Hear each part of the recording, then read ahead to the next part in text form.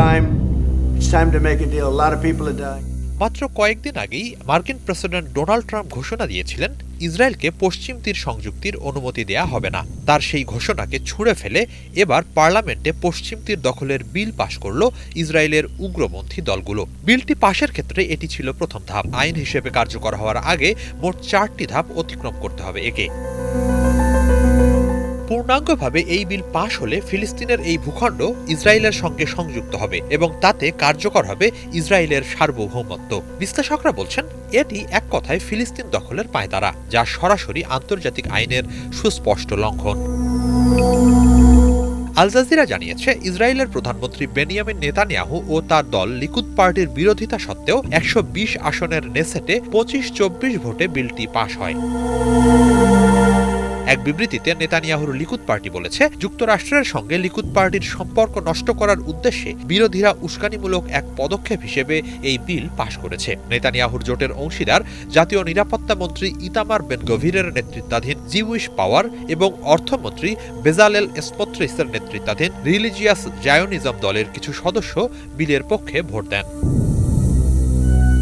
বিল পাশের পর সামাজিক যোগাযোগ মাধ্যম এক্সে এক পোস্টে স্মোট্রিচ লেখেন, জনগণ ইতোমধ্যে তাদের মত দিয়েছে। আমাদের পূর্বপুরুষদের উত্তরাধিকার জুদিয়া ও সামারিয়ার সম্পূর্ণ ভূখণ্ডে পূর্ণ সার্বভৌমত্ব প্রতিষ্ঠার সময় এসেছে।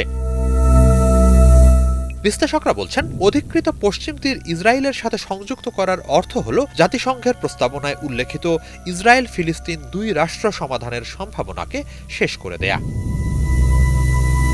এদিকে এই বিল পাশের পরপরই ক্ষুব্ধ প্রতিক্রিয়া জানিয়ে ফিলিস্তিনি পররাষ্ট্র মন্ত্রণালয় জানিয়েছে, জেরুজালেম ও গাজা উপত্যকা এবং পশ্চিম তীরের অধিকৃত ফিলিস্তিনি ভূখণ্ড একটি অবিচ্ছিন্ন ভৌগোলিক এলাকা। এর ওপর ইসরায়েলের কোনো প্রকার সার্বভৌমত্ব নেই।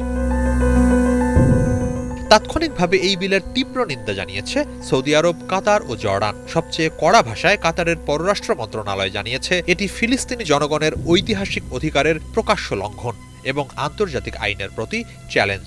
সৌদি আরব জানিয়েছে, ইসরায়েলি দখলদার কর্তৃপক্ষের পরিচালিত সব ধরনের বসতি সম্প্রসারণ ও দখলদারি তারা সম্পূর্ণভাবে প্রত্যাখ্যান করছে। এদিকে যুক্তরাষ্ট্রের স্পষ্ট বিরোধিতা সত্ত্বেও এমন বিতর্কিত বিল পাশের ঘটনায় কড়া সতর্কবার্তা পাঠিয়েছে মার্কিন প্রেসিডেন্ট ডোনাল্ড ট্রাম্পের প্রশাসন। ইসরায়েলকে সতর্ক করে দিয়ে যুক্তরাষ্ট্রের স্টেট সেক্রেটারি মার্কো রুবিও বলেছেন, ইসরায়েলের পার্লামেন্ট যেসব পদক্ষেপ গ্রহণ করেছে এবং ইহুদি বসতি স্থাপনকারীরা পশ্চিম তীরে যে নৃশংসতা চালাচ্ছে তা গাজা শান্তি চুক্তির জন্য হুমকি। পশ্চিম তীরকে ইসরায়েলের সঙ্গে সংযুক্ত করার পদক্ষেপকে একটি বিপদসীমা বলে উল্লেখ করেছেন তিনি। মার্কিন প্রেসিডেন্টের মধ্যস্থতায় কেবলই গাজা চুক্তি হলো, এটি এখনো নাজুক অবস্থায় রয়েছে। এসব স্মরণ করিয়ে দিয়ে রুবিও বলেন, যুক্তরাষ্ট্র এখন গাজায় স্থিতিশীলতা প্রতিষ্ঠা করতে সেনা ও অর্থ প্রদানে কয়েকটি আরব ও ইসলামী দেশকে যুক্ত করার চেষ্টা করছে। এই মুহূর্তে এমন বিল পাশ করার ফল নেতিবাচক হবে বলেই আমরা মনে করছি। আমাদের অর্জনকে অস্থিতিশীল করে তুলতে পারে এমন যে কোনো কিছু নিয়ে আমরা উদ্বিগ্ন। বিশ্লেষকরা বলছেন, বারবার ইসরায়েলের দিক থেকে তার ভাবমূর্তি নষ্টের চেষ্টাকে ভালোভাবে নেয়ার কথা নয় ট্রাম্পের। পশ্চিম তীর ইসরায়েলের সঙ্গে সংযুক্ত করতে দেয়া হবে না, তার এমন ওয়াদাকে কট্টরপন্থী ইসরায়েলিরা সম্মান জানাচ্ছে না। এটি মার্কিন প্রেসিডেন্টের জন্য সত্যিই বিব্রতকর। এ অবস্থায় ট্রাম্প নিজের সম্মান রক্ষায় আগামীতে কি করেন তাই দেখার বিষয়। হিজল জোবায়ের, বাংলা ভিশন।